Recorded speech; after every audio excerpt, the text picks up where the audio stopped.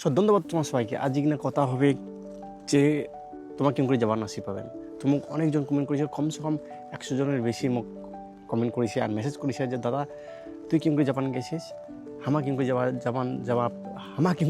Japan যাওয়া পাবো, আর Japan যাওয়ার তানে কী কী এক্সাম দিবার লাগে, আর জাপানিজ কি শিখা কি ইম্পর্টেন্ট জাপান যাওয়ার তানে, আর জাপানিজকে না শিখলেও তুমি যাওয়া পাম। অনেক অনেক কোশ্চেন হচ্ছে আর অনেক অনেক কমেন্ট হচ্ছে। মোর সবাই জিজ্ঞেস করেছে আর অনেকজন জিজ্ঞেস করেছে কি দাদা মোর কিন্তু কাম লাগে দে জাপানত। সো আজি সবগুলোর অ্যান্সার দিম, কেন করে তোমার আসি পাবেন, কী কী এক্সাম দেওয়া লাগে, কেন করে পরীক্ষা দেওয়ার লাগে, আর কোঠে কোঠে পরীক্ষা হয়, আর বছরে কবে পরীক্ষা হয়, সব ইনফরমেশন সব। তো ভিডিওটা পুরো দেখেন, তাহলে অনেক কিছু বুঝতে পারবেন, নাহলে কিছু বুঝা পাবেন না। তো সবচেয়ে প্রথম আমি তোমাকে জিজ্ঞাসা করি যে তোমার কিতায় জাপান আসি চান। সো জাপান মুখ দেখিয়ে তোমার জাপান আসি ডিসাইড করেছেন যে মুইও জাপান জানতে, এটা সব থেকে ভুল করেছেন। সো সব থেকে মুই কম যে জাপান আসি চালে হবে না। ও ছোটো থেকে ড্রিম ছিল, তার থেকে মুই জাপান আসছু। আমি 1 বছর থেকে আসো কোনোদিনও লোনলিনেস ফিল হয়নি যে মুই একলাই আসো বিতায়, ফ্যামিলি ছাড়িয়ে আসো, সব কিছু মুই নিজের দেশ ছাড়িয়ে না আসো। সো জাপান আসলে ধরো তোমার জাপান আসি গেলেন, তারপর কী হবে তোমার লাইফটা? তোমার একলাই আসেন, তোমার যদি জ্বর আসে, তোমার যদি সর্দি কাশি আসে, মা বাবা কাউ নাই দেখার টানি, কোনো ফ্রেন্ড সার্কেল হবে না, একলাই তোমাকে এটা ঘুরিবার হবে। সো সব কিছু মাথা রাখিয়া এটা ডিসাইড করেন যে তোমার জাপানে কীতে আসি চান। সো কাউকে দেখিয়ে আমি ডিসাইড করলে যে আমি জাপান আসিম, তো এটা সব থেকে ভুল হবে তোমার। তার জন্য আমি সবাইকে এটাই কও যে জাপান যদি আসি চান তোমার, তো আগত নিজে ডিসাইড করো যে তোমার জাপান কীতাই আসিম, কি এগুলা হ্যান্ডেল করি পাম, মুই একলাই থাকি পাম। তোমাকে নিজেকে রান্না করে লাগবে। তোমার ধরো সারাদিন কাম করলেন, সারাদিন এটা কী হয় 8টা থেকে কাম স্টার্ট হয়, তো তোমার সকালে ধরো 6টার দিকে উঠে লাগবে, ট্রেন ধরিয়ে 8টার দিকে অফিস পৌঁছিবেন, তারপরে বাড়ি আসবেন ধরো 7টার দিকে। 7টা থেকে তোমার 1 ঘন্টা 2 ঘন্টা ধরবে, তার মধ্যে তাড়াতাড়ি ঘুমিয়ে লাগবে, আরও তারপর দিন নেক্সট সকালে উঠে লাগবে 6টার দিকে। সো এগুলা সব কিছু মাথা থাকে, তোমার কাম করে লাগবে, শুধু ভাবলেই হবে না। আর তোমার মেন হচ্ছে রান্নাটা নিজে করে লাগবে। অফিস থেকে আসবেন, নিজে রান্না করবেন, খাবেন, এক ফোঁটাও টাইম রয় না।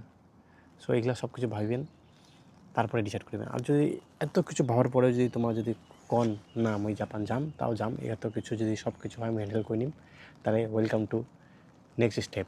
তোমার প্রথম স্টেপটা আগে গেছেন, নেক্সট স্টেপ হবে যে তোমার কিং করে জাপান আসি পাবেন। আর আমি সব কিছু কম যে তোমার কী পরীক্ষা দেওয়া লাগবে না দেওয়া লাগবে, ওইটা আমি রাখাও। প্রথমে এগুলো ডিসাইড করে নাও, যদি হ্যাঁ অ্যান্সার হয় তোমার হ্যাঁ মুই জাপান তাও যাম, তাহলে তারপরে যত কিছু আছে, কেন কি ফেস্টিভ্যাল।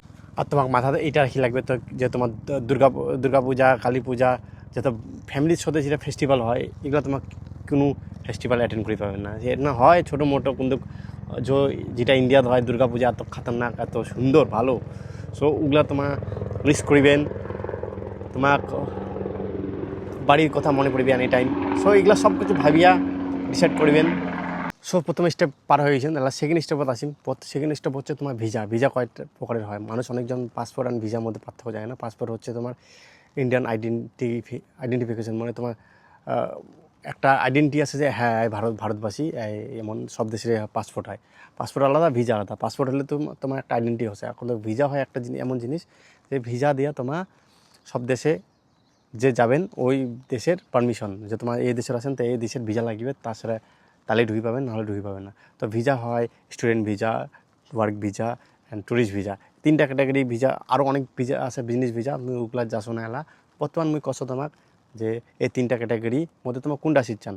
স্টুডেন্ট ভিসা হচ্ছে পড়াশোনা করিবার টানে, যদি পড়াশোনা করিবার টানে আসি চান তাহলে স্টুডেন্ট ভিসা। কাম করিবার আসি চান ওয়ার্কিং ভিসা। আর থার্ড হচ্ছে তোমার ট্যুরিস্ট ভিসা, যদি ঘুরিবার জন্য আসি চান, খালি ঘুরিম আর বাড়ি চলে যাম, তাহলে হচ্ছে ট্যুরিস্ট ভিসা। সো এলামই কম স্টুডেন্ট ভিসা, ট্যুরিস্ট ভিসা আর ওয়ার্কিং ভিসা। সো স্টুডেন্ট ভিসাটা অনেক লং প্রসেসেস, ব্যাংকর টাকা দেখার লাগে, 7-8 লাখ টাকার মতন দেখার লাগে, তাহলে তোমার স্টুডেন্ট ভিসাটা পাওয়া যায়। অনেক কিছু আছে সিস্টেম। তো স্টুডেন্ট ভিসাটা আজ আমি কম না, স্টুডেন্ট ভিসাটা অনেক লং হয়ে যাবে কইতে গেলে। কী কী কই লাগবে না, আসি পড়াশোনা কী কী করি পাবেন তোমার, যে ইয়াং যাই আছে কলেজের টানে উমার টানে স্টুডেন্ট ভিসাটা বেস্ট মুই কম, সব থেকে বেস্ট হচ্ছে স্টুডেন্ট ভিসাটা। এলা মুই আজি কিনা কম তোমাকে ওয়ার্কিং ভিসা নিয়ে কথা, বেশি কথা কমে ওয়ার্কিং ভিসা নিয়ে। সো ওয়ার্কিং ভিসাটা হচ্ছে এমন ভিসা যে তোমার এখানে আসি কাজ করি পাবেন ডাইরেক্ট। সো এটা ল্যাঙ্গুয়েজ লাগে, উইদাউট ল্যাঙ্গুয়েজ, মানে জাপানিজ ল্যাঙ্গুয়েজ ছাড়া তোমার এখানে কাম করে আসি পাবেন না। এটা হচ্ছে জাপানিজ নিয়ম।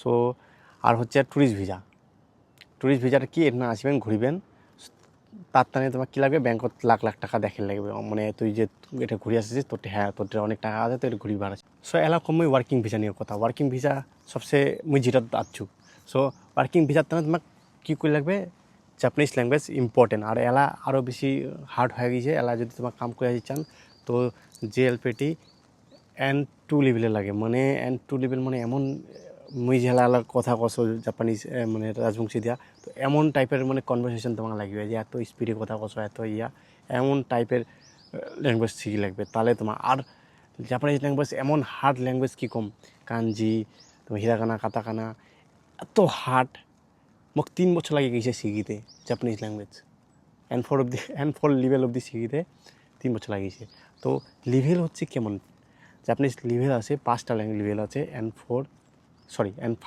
N4 N3 N2 N1 N5 হচ্ছে সব থেকে বেসিক লেভেল মানে মুই এলা ভাত খাম মুই এলা উঠতে যাম মুই এলা ঘুরিবার যাম সো N5 লেভেল সবচেয়ে বিগিনার লেভেল যেটা কয় মুই এলা ভাত খাম অতসিবা ইমা গহানো থায় মাছ তো এমন টাইপের আর N4 লেভেলত আছে কি একটু অ্যাডভান্স হয়ে যায় N4 লেভেলত কারণ কি মুই এলা ভাত খাম মুই ভাত খেয়ে নিছু টেন্স যেমন টাইপের মুই এলা ভাত খাম অতসিবা ইমা গহানো থায় মাছ মুই ভাত খেয়ে নিছু অতসিবা গহানো থায় মাছটা অনেক ভাত খেয়ে নিছু সো টেন্স এগুলো লেভেলত আছে N4 একটু হার্ড হয়ে যায় সো এই টেন্স অনেক কিছু আছে তারপরে N3 আরও হার্ড হয়ে যায় N2 হচ্ছে সবথেকে অনেক মানে পুরা কমিউনিকেশন পুরা বেটার N1 যদি তোমার পান তার আর কিছু কথাই হবে না N1 তোমাকে জাপানিজ লোক চোখ বন্ধ করে তোমাকে উঠে নিবে আর সব থেকে এমন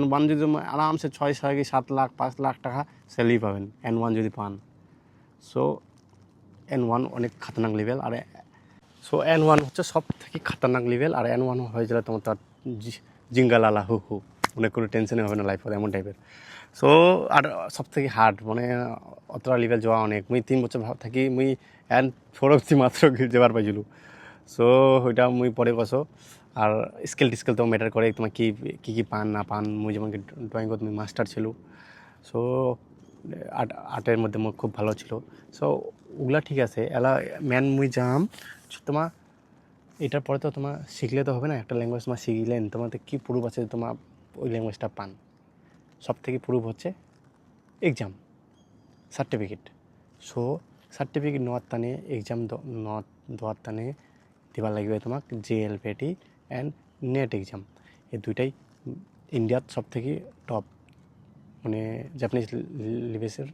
জাপানিজ লেভেলের পরীক্ষা সো এরপরে আছে JLPT and NAT exam so জিএলপিটির ফুল ফর্ম হচ্ছে জাপানিজ ল্যাঙ্গুয়েজ প্রিফারেন্সি টেস্ট আর নেট এক্সামের ফুল ফর্ম হচ্ছে আমি দেখিয়া খোঁজো নিহঙ্গো অ্যাসেসমেন্ট টেস্ট মানে জিএলপিটিটা আর নেট এক্সামের মধ্যে পার্থক্য হচ্ছে যে জিএলপিটি হয় বছরে 2 বার জুলাই অ্যান্ড ডিসেম্বর মাসে আর নেট এক্সাম হয় বছরে 6 বার 2 মাস পর মানে ফেব্রুয়ারি মাসে হবে মে মাসে হবে এমন টাইপের 2 মাস পর হয় সো এই দুইটার মধ্যে ডিফারেন্স কেন হয় এইটার তা নেই কেন কি এটা তাড়াতাড়ি কাউকে যদি সার্টিফিকেট লাগে তাড়াতাড়ি দিবার লাগে তাহলে আমার কী করবে 2 মাস পর যা নেট দিবে আর এটার তানে 6 মাস ওয়েট করে লাগে নেট জিএলপিটি দেওয়ার তানে তার মানুষ বেশিরভাগ নেট এক্সাম দেওয়া বার হয়ে যায় আর কোন ভ্যালু বেশি আছে জিএলপিটির ভ্যালুটা বেশি কেন কি এটাকার গভর্নমেন্ট জিএলপিটির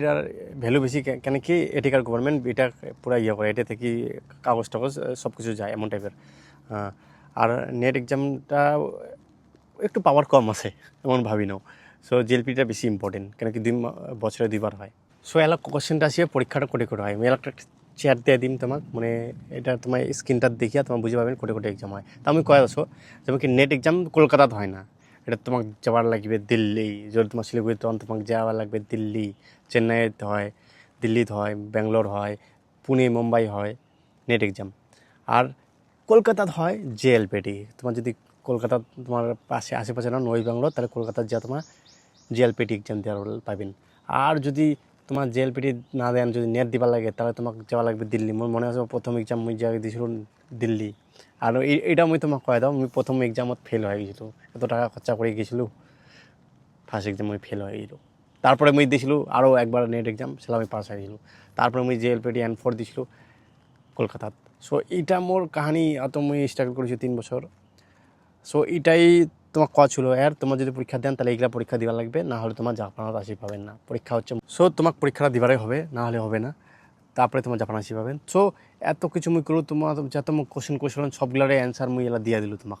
এলা তোমার মাথাতে এলা কী কোশ্চেন আছে পুরা ভিডিওটা দেখিয়া মুই এটা পার্ট করে আপলোড করেছি। যদি বুঝা পার নাই তা আমি এটা ফুল ভিডিওটাও আপলোড করে দিম। ফুল ভিডিওটা তোমার দেখাছেন তাহলে তোমার এলা সবগুলা বুঝিয়ে গেলেন কী পরীক্ষা দেওয়া লাগবে না দেওয়া লাগবে, সব কিছু বুঝিয়ে গেলেন। এলা তোমার মাথায় কী কোশ্চেন আসছে মুই ওইটা জিজ্ঞেস করো, ওই সবগুলোর অ্যান্সার দিম কমেন্টত যত হওয়ার পারে। কেন কি আমি যতটা টাইম পাম অতটা আমি সবাইকে আমি ট্রাই করিম। আর যদি ভিডিও বানাই লাগে নেক্সট ভিডিও যে তোমার কী কোশ্চেন আরও যদি কোশ্চেন আসে তাহলে আমি ওই হিসাবে মই ভিডিও বানিয়ে তোমার তাহলে আমি আপলোড করে দিম। যতগুলো কোশ্চেন আর নতুন নতুন আসে তো কমেন্ট করো নিচত যা কি তোমার কোশ্চেন আছে, সবগুলোর অ্যান্সার আমি দিম আস্তে আস্তে। তো যাও ফটাফট যা কমেন্ট করো কী তোমার কোশ্চেন আছে নেক্সট, তোমারও জাপান আসির তাহলে কী করি লাগে, আরও অনেক কিছু যদি কোশ্চেন থাকে ওইটাও পান। বাট আর মোর ইউটিউব চ্যানেলটা যদি তোমার সাবস্ক্রাইব করে নেয় তাহলে ইউটিউব চ্যানেলটা আমার সাবস্ক্রাইব করে নাও। তাহলে কারণ কি আমি ইউটিউবে আরও বেশি ইনফরমেশন ছাড়ো, অনেক কিছু মোর ভিডিও আছে। ফেসবুক থেকে আমি ইউটিউবত বেশি ভিডিও ছাড়ো। তো যদি ইউটিউব চ্যানেল মোক সাবস্ক্রাইব করে নেই তো যা এলাই সাবস্ক্রাইব করো হিমালয় ব্লগক, তাহলে আরও অনেক কিছু ইনফরমেশন পাবেন।